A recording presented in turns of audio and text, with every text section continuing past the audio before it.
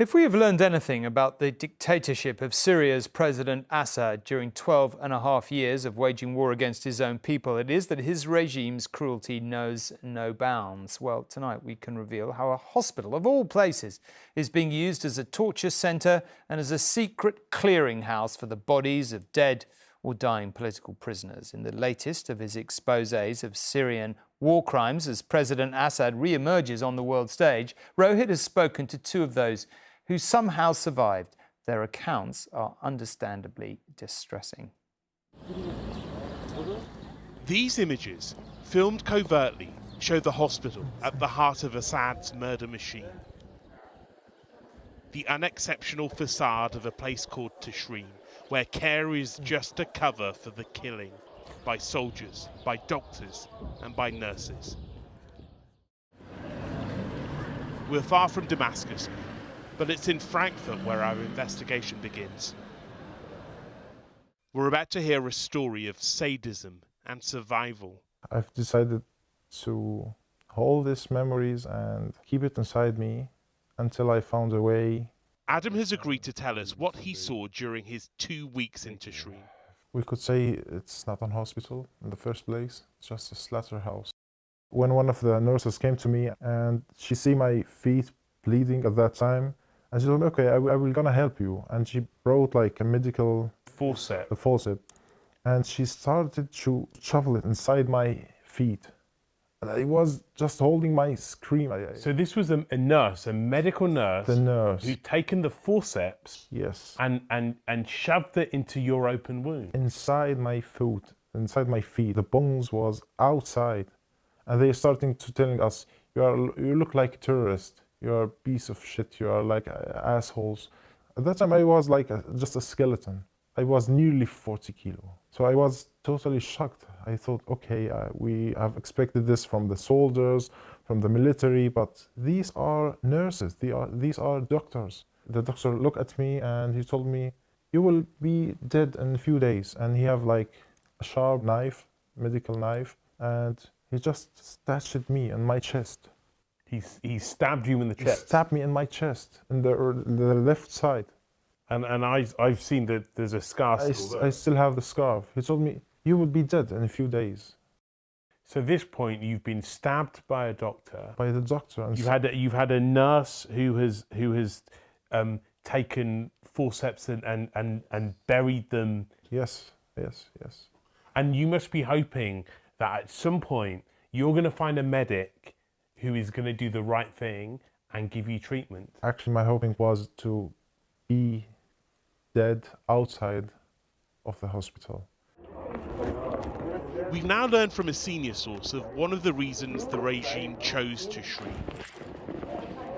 Because it was then home to one of the largest refrigerators in Syria.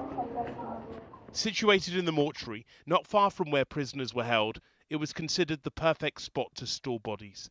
But there were so many victims, the regime needed to find space elsewhere, so began to dig new graves in a quarry nearby. The hospital had become Assad's secret clearinghouse for the dead. Shown here for the first time, this is the government order labelled extremely confidential and dated June 2012. It ordered military leaders to bring the bodies of what they called terrorists to Tishreen, where they would be assigned a number. In northern Syria, we locate another of the former so-called patients who got out. Mohammed Medlej is an activist who escaped execution. واللي طالعني كذا مرة تحولت على مشفى تشرين، كان في معي 11 واحد كنا نازلين على مشفى تشرين، فعطى المساعد أمر تصفيتنا كلياتنا. فتنا على المهجع، فوتنا فحصرنا كلياتنا في الزاوية، فصار يسحب فينا واحد معه بشكير، يحط البشكير على واحد حتى يشخر يطلع منه الزبد، فصار يصفي فينا واحد، فأنا صرت أنا واحد الناس أصير أشيل الجثة أحطها فوق بعض، أصفها فوق بعض. طبعا قتل 6 فينا، كان الدور وصلنا عندي. Much of this account reflects what Adam also told us of life in Tishreen, where for those being held it was not always clear who else was lying alongside them. He eventually realised he had been flung onto a pile of dead bodies. I was shocked. I just saw like 2 hands They were like bones with a skin and a head with 2 eyes. The soldier came after a few minutes, started hitting me, and told me, "Why are you screaming?" I told him, "He's dead. You put me inside one of the deads." He told me, "Yes, it's normal. This is you after some days. You will be dead like him." We can show you where many of those bodies were taken. A site 10 miles away in an area called Baghdad Bridge. It grew from nothing with months of construction work, roads and a perimeter fence, lorries and excavators coming in and out of view, and then the trenches for the bodies to be buried. This was the site yesterday, an open pit still visible. Tomorrow's location, perhaps, for those killed today in Tishreen. And Rohit joins me now. Rohit, shocking accounts there.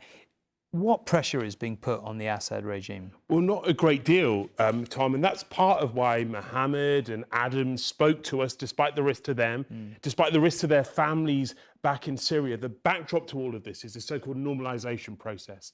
Assad being welcomed slowly back onto the world stage, back into the Arab League earlier this year, and perhaps he'll be at the next COP summit in the UAE later this year. You know, there's a group of senators in the US trying to bring legislation to block parts of this, but there's only so much that they could be done. And leaders of states and governments are busy around the world. China, the war in Ukraine, the cost of living, the post-pandemic order. There's so much else that leaders are thinking about.